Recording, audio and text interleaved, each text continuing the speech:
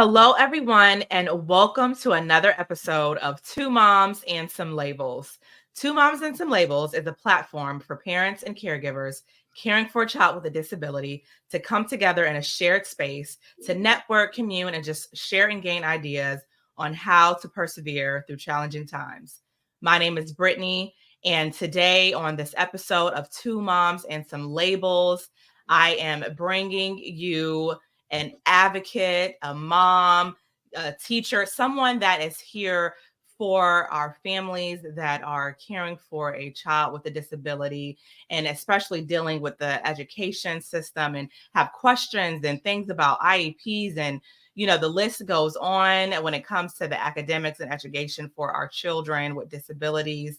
And of course, we're heading into the last days of February, which is Black History Month. And Two Moms and Some Labels is always trying to advocate and pour into our African American History Month, because of course we are representatives of our culture. And I am so happy to have this guest on today that is making so many changes in the community. And I am going to let her take it away and introduce herself. First of all, Brittany, thank you so much for having me. My name is Lauren Allen, and I am the founder of A Black Mom's Guide to IEPs. And the mission of A Black Mom's Guide to IEPs is to support Black mothers and families through the IEP process by giving them the knowledge, the resources, and community to effectively advocate for their children. And so I do most of my kind of advocacy work on Instagram, so you can follow me over there. And we also have kind of an up and coming Facebook group where you can ask questions and kind of, go back and forth with other moms to share your experience. Awesome. Well, I'm looking forward for that Facebook group to come out, because I definitely like to connect. I know a lot of other mothers like to connect too and ask those questions that you are not comfortable, especially asking the educators or whoever's in the IEP meetings about. So definitely that's a good place to be able to educate and prepare yourselves for those very important meetings that help with your child's education. And so can you just tell us a little bit about your business and the community that you serve? Yeah, so I come from the education side of things. I am a special education teacher and a special education coordinator.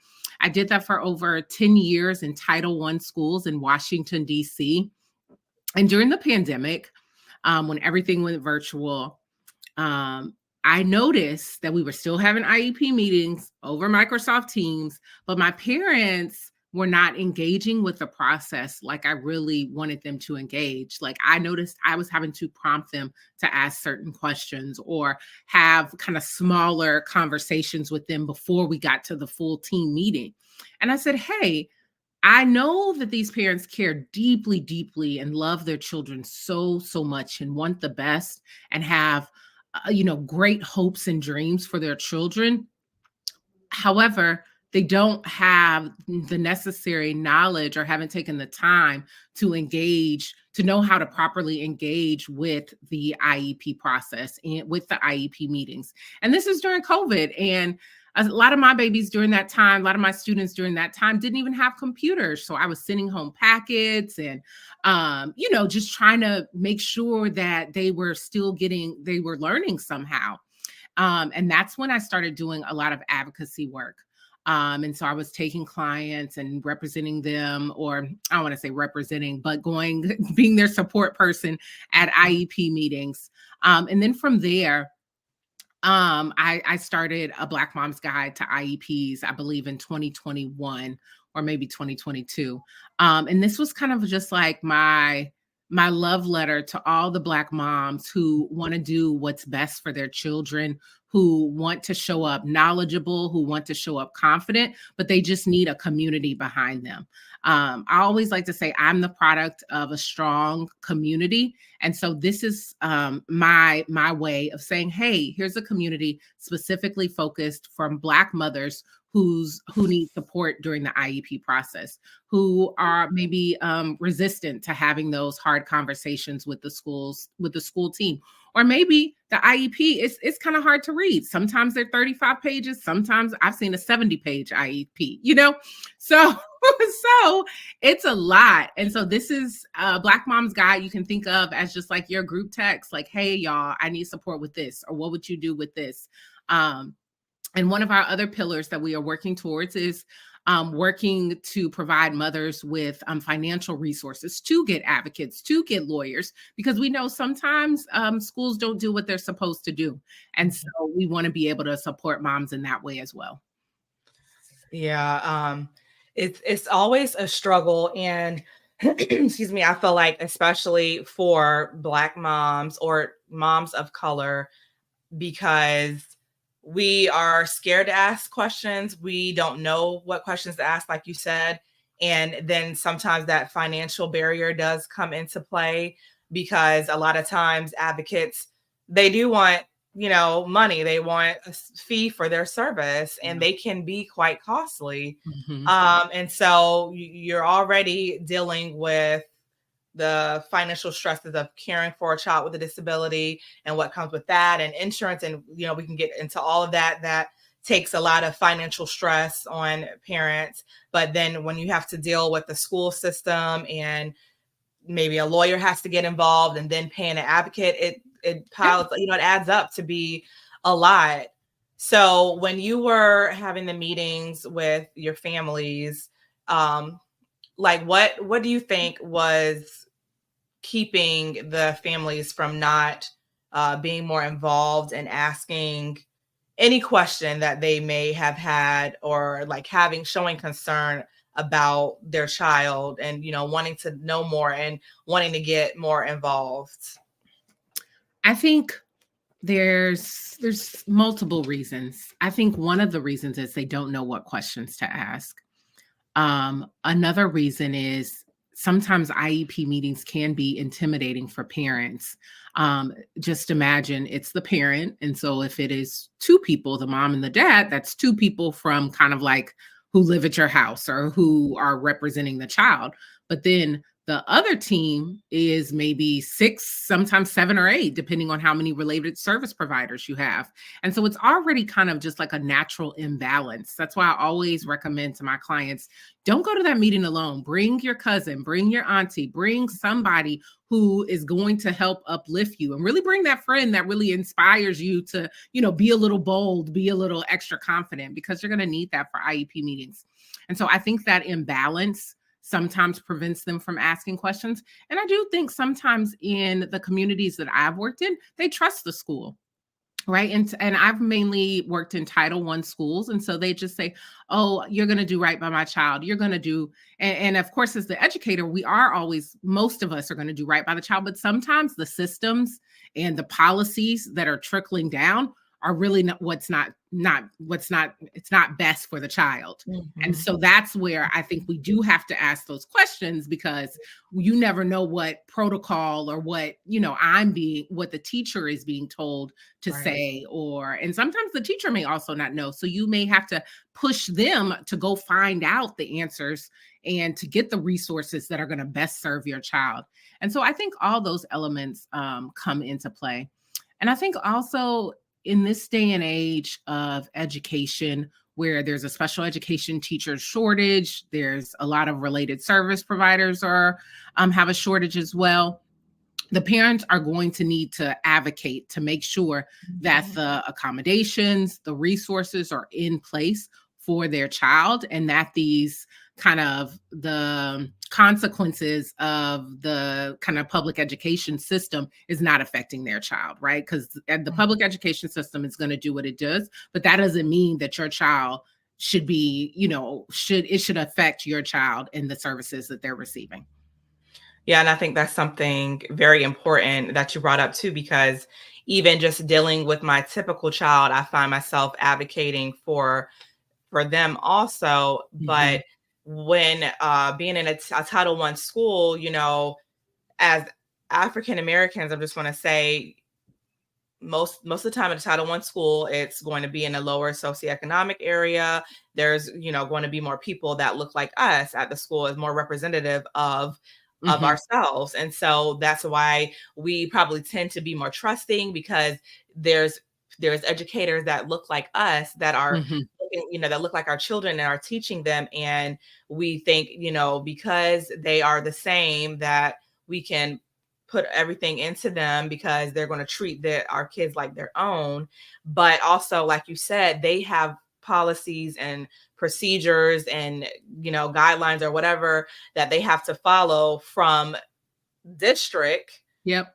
And so, then some teachers, they might try to help a little bit, like you said too, and do what really is right. But you can't put all your trust into one system and expect that the outcome is always going to be in your favor or on the good side. And I think that's where a lot of parents may also too have not been like slacking, but just unaware of, and just kind of blinded by that, because they're seeing, okay, my child's in this environment of people that look like them. So, it's kind of like you have the blinders on, and you're not really looking past that and digging down to really get all the information that you need to get, and checking up and making sure things are being followed through on. Yes. Because a lot of times too, I'm sure parents are not looking at those notes or looking at the IEP and making sure, okay, is this being done? What is the progress? Are we meeting these goals?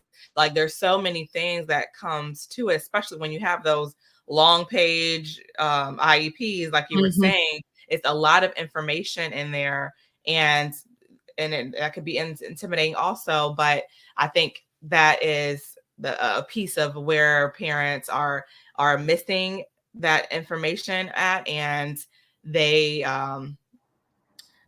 scared to ask questions, or they don't feel like you said, they have to ask questions because they're being too trusting. And I think you always should ask questions, no matter what race, color, whatever education a person may have. You should always ask questions and advocate for your child, and see how you can help also, whether they're doing good or bad or whatever it may have you.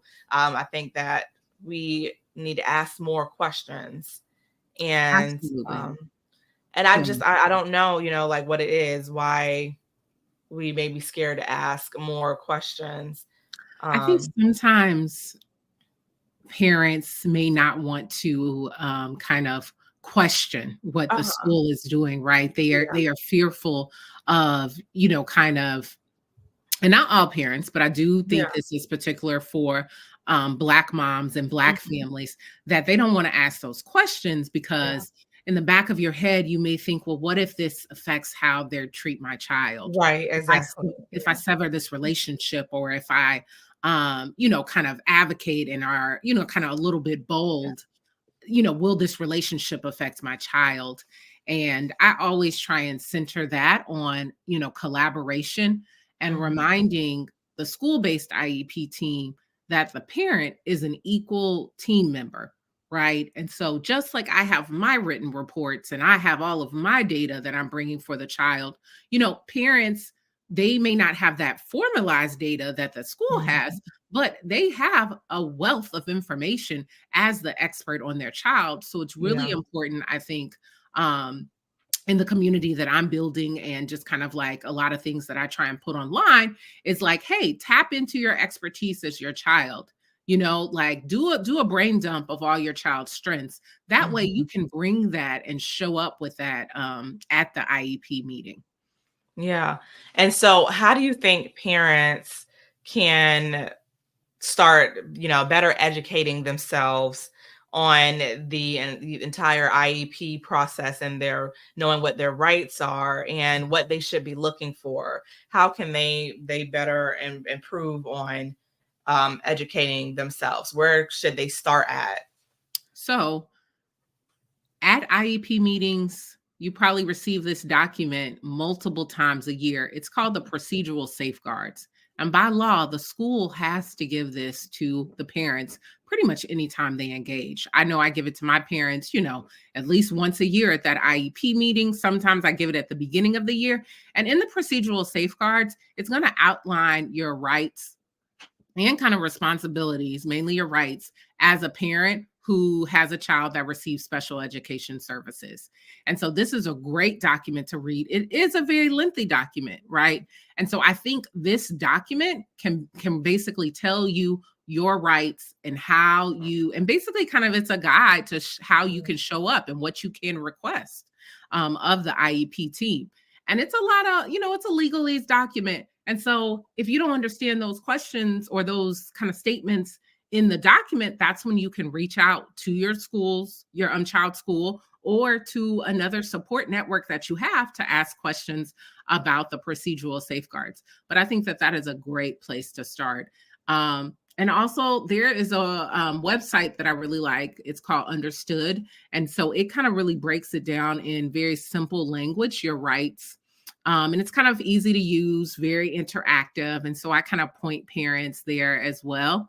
And I think once you have a good understanding of the procedural safeguards, the next thing that you want to do is really think about your hopes and dreams for your child, and write them down. You want to think about where you want your child to be when they are 18 or where they're 22. And that's going to look different depending on the disability that your child has. And mainly my audience, or I work with parents where their children have learning disabilities, such as like dyslexia or maybe dyscalculia.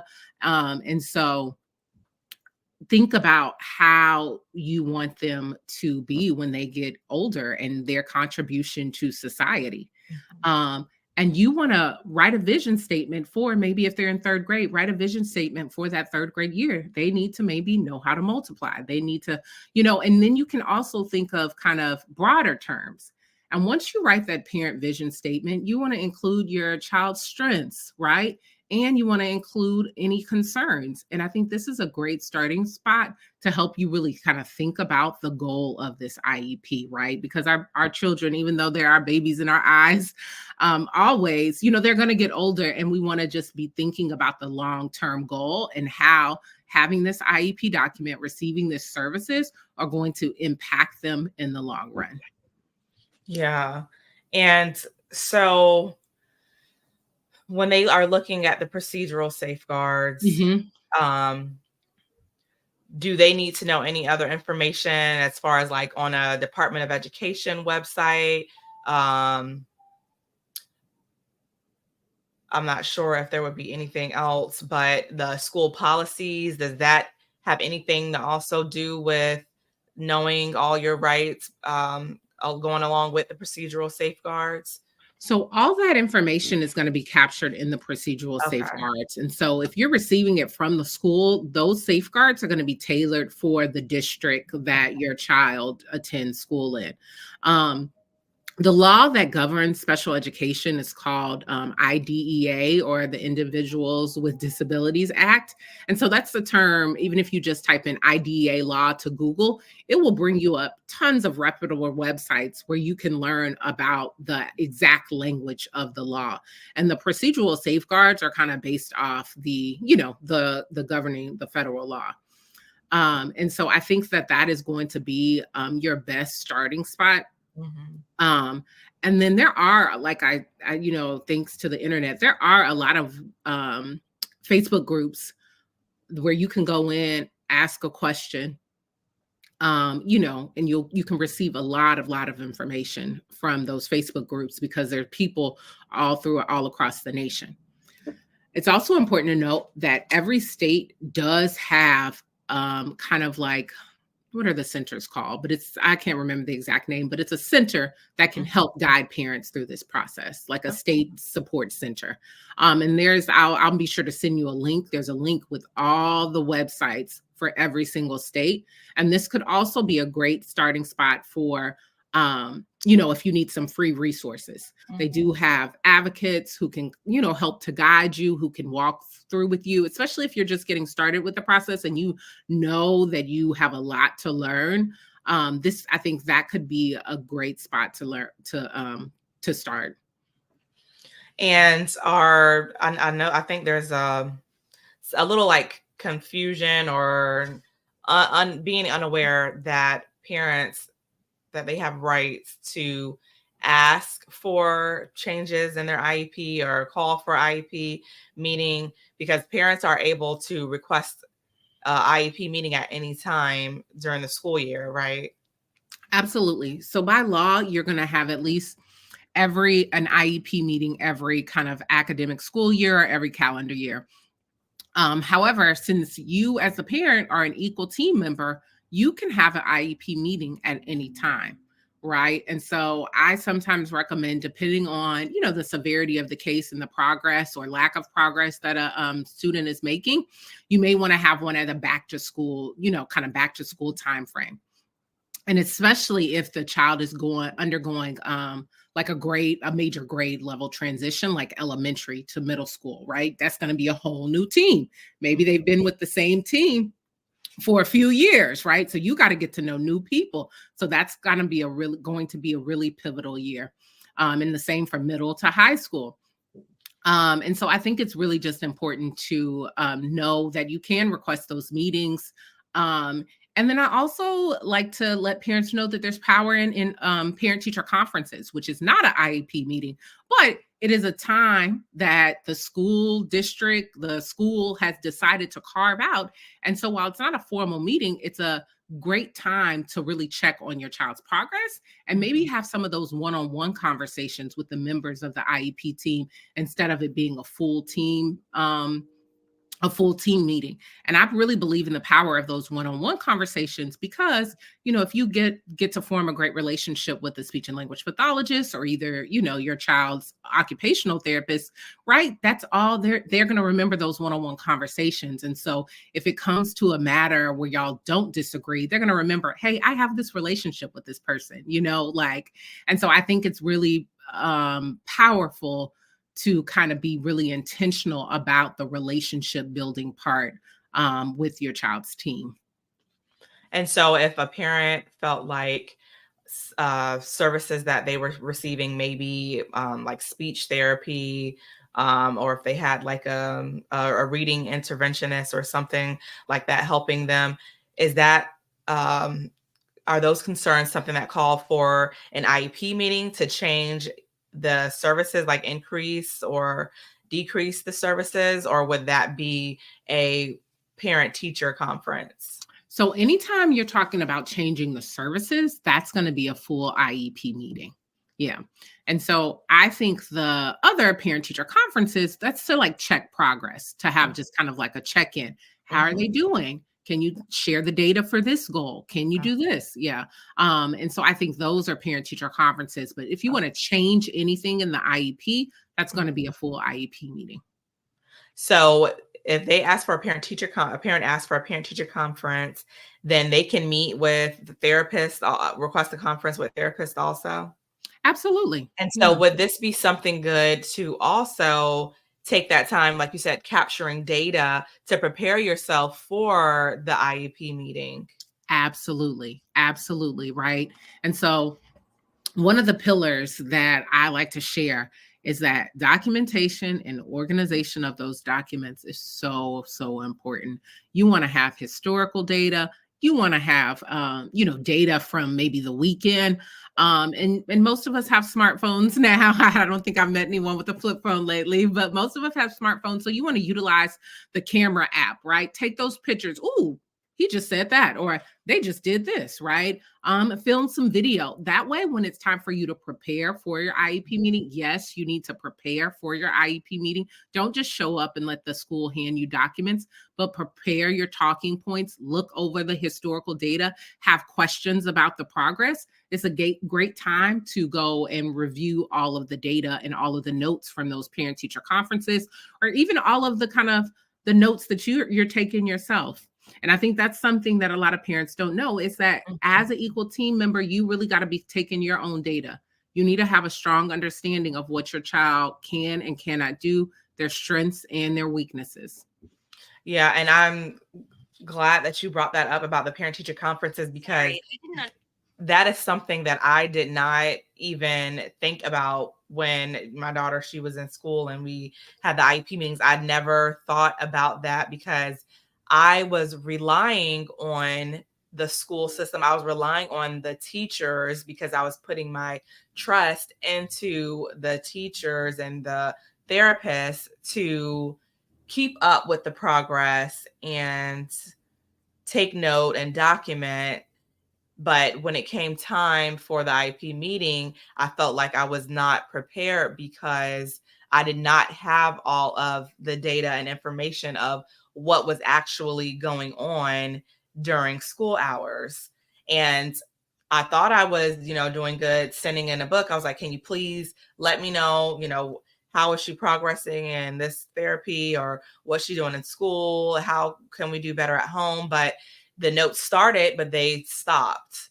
And so then I was having a gap of information. And then when it came time to the IEP meeting, I'm like, I don't know where she's at in school and what you guys are working on, because there's no, communication back and forth to let me know where she's at and what we need to work on. So I think that is a very great idea, to plan those parent teacher conferences so that you can have a time to prepare yourself and gather that data that you may have been missing, or that you don't have. So I think that that's a really good idea to do that.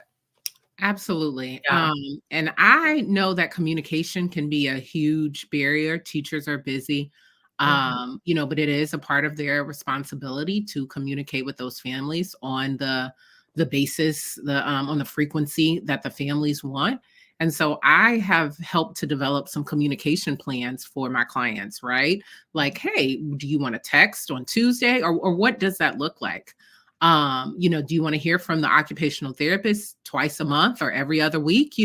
And so like talking about those things and writing it down and having it documented in an email really helps to formalize it. That way there can't, I won't say there won't be any surprises, but hopefully there will be less surprises. I think the communication plan is extremely important for you to stay updated on all of the data that's happening. And I've also had a parent, she was also an educator, and I love this, but she gave me the data sheets that she wanted me to send home. And I loved that because it's such a, sorry, hold on, people calling me.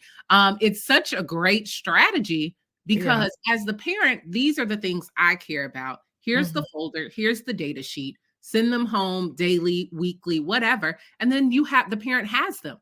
Yeah. And so that's like that constant communication, because sometimes the gap, like if you're filling out narratives, it's easy to write a misplaced narrative, or just something quick at the end of the day. But what do you want to know? Do you want to know, hey, were they focused in math, or what book did they read today?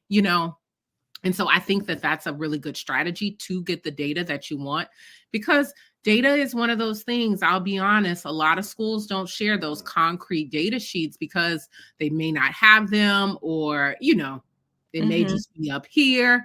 And so you really want to make sure that you are getting the data that you want, on a daily or weekly or monthly basis.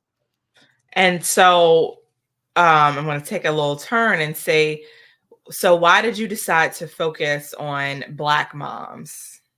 Yeah, that's a great question. I think that a Black Mom's Guide to IEP focuses on Black moms specifically because we know and believe, and I know this from my own life, that Black moms face unique challenges when navigating the education system and advocating for their child. Studies have shown that Black students are disproportionately affected by the special education system, and that is from the number of suspensions, the profiling that happens, and they're less likely to get a correct disability classification. They may get like emotional disturbance or intellectual disability, which basically kind of creates unnecessary tracking and removal from the general education setting. And research shows that inclusion, even if you have a disability, you are receiving services with your neurotypical peers, produces better outcomes.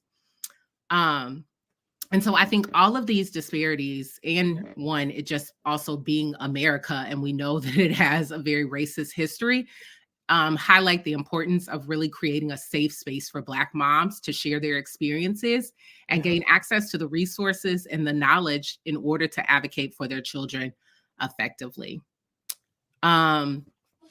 I also think that our focus on Black moms, it really just shows our commitment to addressing just kind of like a lot of the intersectional challenges that Black Americans, Black moms, Black families face in the education system.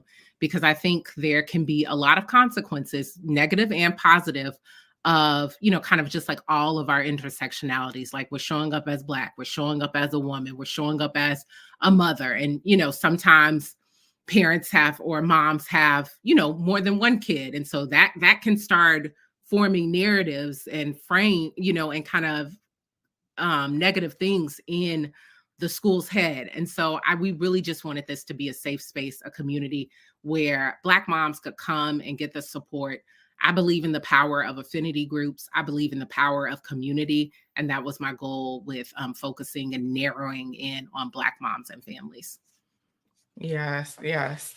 And I love that. It's so important to me to be able to see other women that look like myself, and we have things in common. We're going through similar struggles, and to be able to come together as a community and help one another to get through, like I said, the challenging times. Yeah. That's what Two Moms and Some Labels is all about, to get through those questions and educating ourselves and empowering ourselves on the knowledge of this system, whether it has to do with education, whether it has to do with just society in general. Yeah. It's so important for us to all come together as one, to be able to share what we know so that we can help others not have to go down and struggle down the same type of path that we may have been on, on our journey towards wherever we're heading or have been, are trying to go. So I definitely think that is so important. And I'm glad that you formed this group. And I'm glad to see so many Black women be able to come together and want to just gain the knowledge and share knowledge and lift one another up and help each other out. So that is what Two Moms and Some Labels is all about. And so what would you say to, because I feel like a lot of times I always say, when I had my daughter and we would go out into the community and just want to do activities or things like that, I would never see anyone that looks like us. They're maybe at the doctor's office because that's someplace that they have to go, but outside of that, I would never see any other families that look like us when we go out and try to do activities or just out in the community. And I've always had the question of, like, why are we not out more? Why are we not taking our children out more and letting them explore and just treating them like they are our typical children or, regular children, instead of just keeping them sheltered or feeling like we're going to be embarrassed, worrying about what other people might have to say. That has always been a question. And I just want to be able to get more families of color to go out into the community and participate in activities and utilize the resources that are out there and are free to families. So what would you say to struggling moms that they're struggling to accept that their child may have special needs or does have special needs? What would you say to them?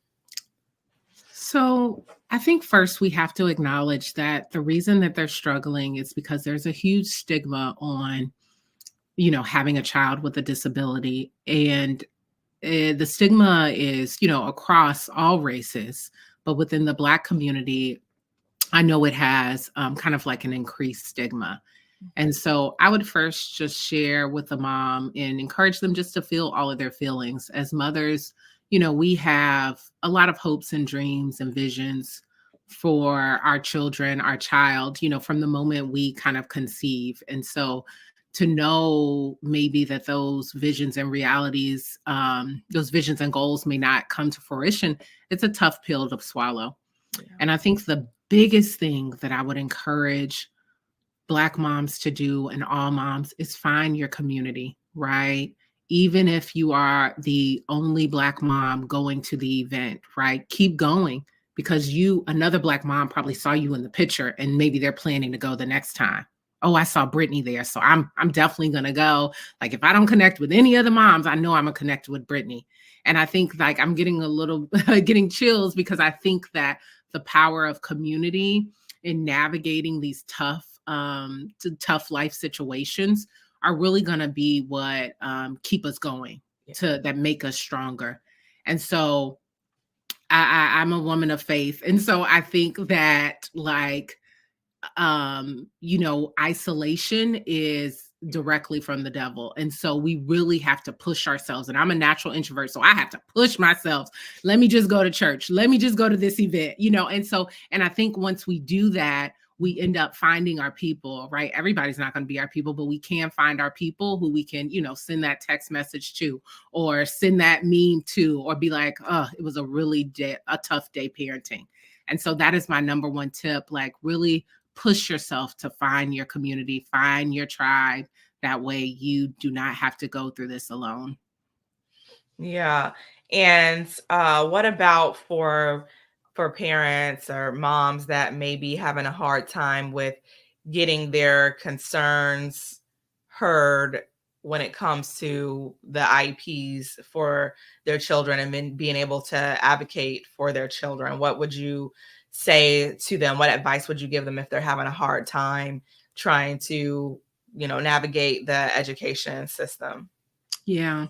I hear this often that parents feel like their voices are not heard at IEP meetings or, kind of when navigating conversations with the school. I think my first tip would be to take the time to really learn about the power of a parent input statement, a written parent input statement. And I think this could be a game-changing tool for your advocacy journey because you're showing up, similar to the teachers to the meetings, right? I always recommend that you send the parent input statement before the meeting. And usually sometimes this happens in the meeting. The teachers or the person running the meeting will say, hey, do you have any parent concerns? And we'll just hurry up and write them down, type them in the meeting. Anticipate that and then send that to the school in advance. Hey, these are Johnny's strengths, right? These are the areas of concern and the areas of growth.